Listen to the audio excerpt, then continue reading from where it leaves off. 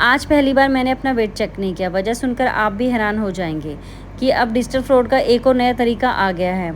आज डे 8 है wait series का, लेकिन आज मेरी हिम्मत नहीं हुई वेट चेक करने की, क्योंकि हम सबका मूड कल रात से ही बहुत ख़राब था, क्योंकि कल रात हमारे साथ एक डिजिटल फ्रॉड हुआ।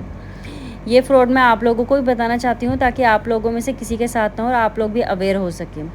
कल शाम को हमारे अकाउंट से 6 बजे अच्छी खासी एक अमाउंट कटी, और जिसका मैसेज आया सेंड करने का, लेकिन मेरे हस्बैंड काम में बिजी है तो उन्होंने ध्यान नहीं दिया। कोई टेक्स्ट मैसेज आया था बैलेंस कटने का, लेकिन उन्होंने ध्यान नहीं दिया। फिर घर आके उन्होंने 9 बजे अपना फ़ोन चेक किया, तब देखा कि टेक्स्ट में कुछ बैलेंस कटा हुआ। तो उन्होंने अपना अकाउंट नंबर चेक किया, अकाउंट एक्टिविटी चेक की कि बैलेंस कहाँ गया। तो उन्होंने देखा कि इस नाम से तो मैं किसी को जानता नहीं, तो बैलेंस कहाँ कटा है मेरा।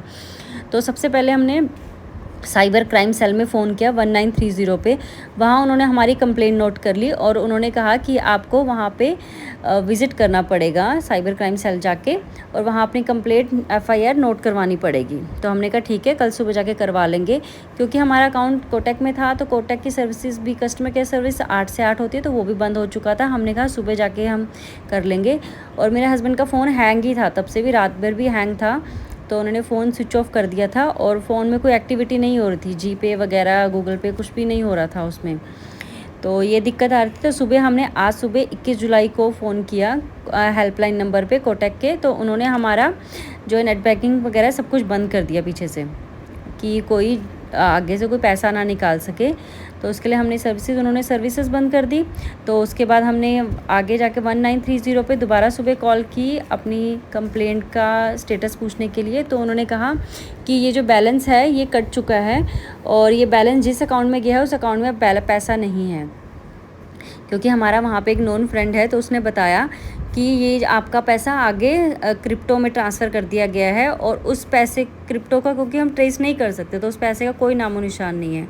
तो पैसा तो आ ही नहीं सकता, वो भूल जाओ। तो प्लीज़ आप भी अवेयर रहे। ये कैसा हुआ क्राइम, ये इंस्टा पे एक ऐड आई थी। इंस्टा पे एक छोटी सी ऐड चली, और उस टाइम मेरे हस्बैंड का फ़ोन हैंग हो गया था थोड़ी देर के लिए। उन्होंने सोचा कि वैसे ही फ़ोन हैंग हुआ, को कुछ सेकंड के लिए हैंग हुआ था। तो उस ऐड के बाद उनका फ़ोन हैंग हो गया, फिर वो काम में बिज़ी हो गए, उन्होंने ध्यान नहीं दिया। तो प्लीज़ आप भी अवेयर रहे।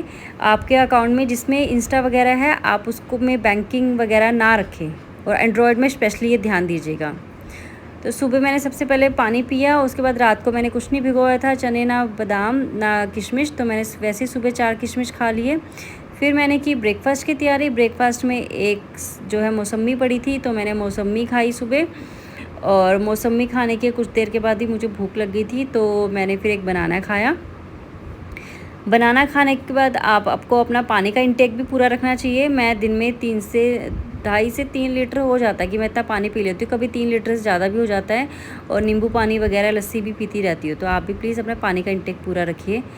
तो आज मेरा ग्रीन टी पीने का बिल्कुल मूड नहीं था, तो मैंने आज ब्लैक कॉफ़ी बनाई, क्योंकि स्ट्रेस बहुत था, तो इसकी स्ट्रेस ख़त्म करती है ब्लैक कॉफ़ी, इसलिए मैंने आज ब्लैक कॉफ़ी पी। फिर लंच में टोफू की सब्ज़ी बची हुई थी, मैंने टोफू की सब्ज़ी की स्टफिंग की और इसी का पराठा बनाया। इस पर घी तेल नहीं लगाया, लेकिन मैंने थोड़ा सा देसी घी के साथ और चार के साथ इसको खाया। फिर शाम को 5 बजे मैंने मखाने के साथ चाय ली, और चाय लेने के बाद फिर बेटे ने जाना था खेलने, इसके लिए मैंने उसके लिए बनाना शेक बना के दिया। बनाना, 3 खजूर और सत्तू डाल के उसको मैंने बनाना शेक बना के दिया। और शाम फिर 7 बज गए थे, तो शाम को 7 बजे मैंने की डिनर की तैयारी। डिनर में पपाया खाया मैंने आज।